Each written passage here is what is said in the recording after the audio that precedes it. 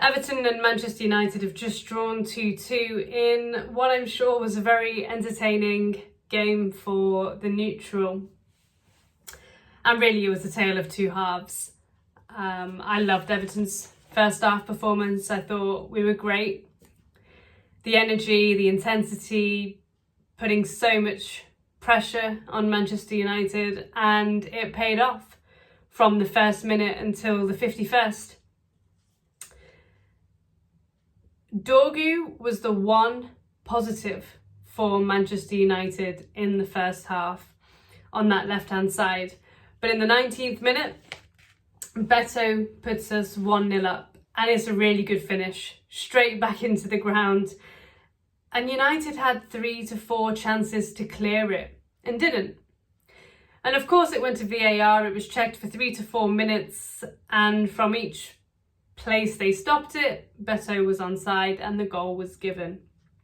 Doucouré with the header and the assist, and I thought Doucouré and Beto and Idrissa Gana Gueye in particular were fantastic in the first half. But Dorgu and Fernandes, they were combining and getting into dangerous positions, but United didn't have a shot on target in the first half. In the 32nd minute, Beto, Harrison and Doucouré are involved. It's a nice first time pass from Beto to Harrison. His shot gets saved by Onana, but into the air, Doucouré wins it against Maguire, and we're 2-0 up, and Everton fully deserved the lead up to that point. Lindstrom has a cross/shot that goes over, and in the 51st minute, Mazraoui makes a really, really important block after Doucouré and Beto link up again. And I couldn't have asked of anything more from Everton in the first half. Like I said, United had 0 shots on target. And just to give credit to David Moyes and the players, going into this game, when David Moyes joined, we were 6 points behind United. And if we'd have held on for the win, we would have been 4 points ahead of them. And I think that just shows what a good job that David Moyes has done. But as you can see from the video title, a tale of two halves. I didn't think at half-time that United could play as bad as that. I think that is probably the worst United team that I've seen in the first half, and even the way they played. And they didn't. Moyes makes changes. In the 52nd minute, he takes Lindstrom off, brings Young on. Because he's seen on that left-hand side as Dorgu, as Fernandes, they're causing us problems.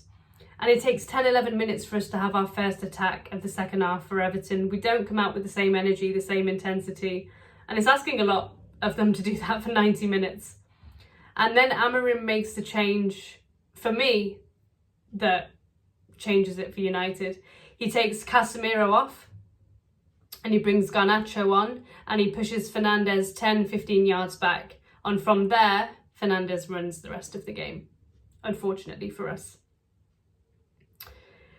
Doucouré in the 65th minute has a really good chance, good technique from him to make it 3, but it's saved by Onana, unfortunately.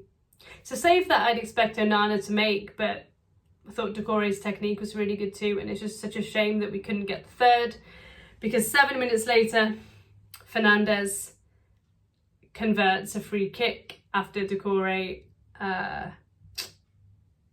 handballed it outside our box, and it was handball, so it's a shame. But from there, the momentum completely shifts.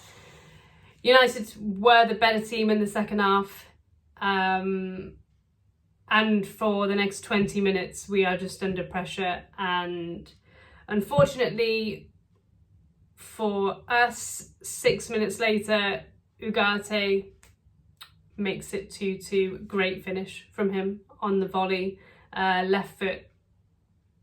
And United are back in the game, back level. And from there, the momentum is again completely with them. Then David Moyes makes changes.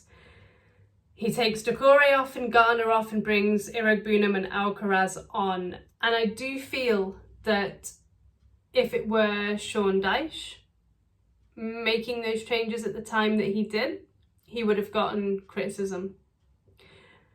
And so for as good a job as David Moyes has done so far, I just wonder if those changes could have been made 10 to 15 minutes earlier, even if it was at 2-1. Because Alcaraz did in particular get into one really good position after he came on. And so yeah, so that is still the difference between even a really struggling Manchester United side, probably the worst side I've ever seen from a United point of view, and what they can bring on. You know, they still had Eriksen on the bench there, Garnacho comes on, changes the game, and it just shows David Moyes in the summer, you know, the work that is there, that needs to be done. But we have a couple of chances. Beto in the 87th minute. I don't think there was enough on Ashley Young's cross, actually, and he has to generate a lot of power behind it. Unfortunately, the header is straight at Onana. Fernandez and has a really good shot, fires it at Jordan Pickford. Pickford tips it over, saves it. And then we think we've won it, or have an opportunity to win it. In the 93rd minute, Everton get a penalty for a foul on Ashley Young.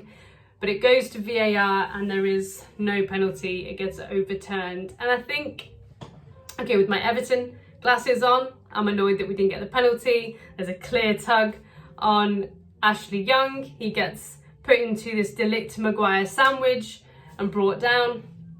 But if you're a United fan, you're probably going to say, was Young even going to get onto it? Was there enough contact? And frankly, if that was given at the other end, and Garnacho goes down and Tarkowski and Branthwaite get a foul called against them, I probably wouldn't have liked it and probably would have said that there wasn't enough contact. So based on the first half performance from Everton and the second half performance from United, 2-2 is probably a fair result anyway. But yeah, exciting game to watch. My man of the match, this is difficult because for the first half I would say Beto, Doucouré and Idrissa Gana Gueye, and then for the second half I think is clearly Bruno Fernandes. So there you go. Okay, thank you for watching. I will see you for the Brentford game, which should be another entertaining game like this. And how could I forget about Ndiaye? Just my final thought, if Ndiaye plays today, I think we beat them 3-4-0, frankly. And I take a lot of heart from the fact that this Everton team put in this performance against, yes, a struggling Manchester United side, but we don't normally do well against them. And we didn't have our best outfield player today for 96 plus minutes. So there you go. Thank you for watching. Leave your thoughts below. Bye.